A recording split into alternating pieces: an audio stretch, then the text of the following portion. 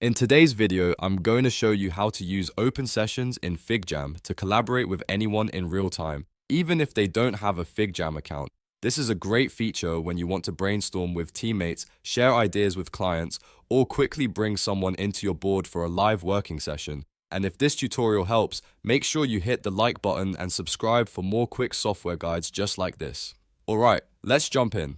First, open your FigJam board and look to the top right corner of the screen. You'll see the share button in there. Go ahead and click it to open the sharing options for your board. This is where FigJam lets you control who can access your file and how they can interact with it. Before you start the open session, take a moment to check your general link sharing permissions. You want to make sure access is allowed because if the board is restricted too tightly, your visitors may not be able to join properly. This step is important for avoiding any issues before you send the link out. Now, inside the Share menu, look for the Open Session area. This is the feature that lets you create a temporary visitor link for collaboration. Once you find it, click Start. Keep in mind that open sessions are available on the professional plan, so if you don't see the option, that may be the reason. After you start the session, FigJam will generate a temporary link that you can share with others. Click Copy Link to copy it to your clipboard. Once it's copied, you can send it through chat, email, or even drop it into your meeting invite so people can join right away. This is especially useful when you need fast collaboration without having to manually invite each person one by one.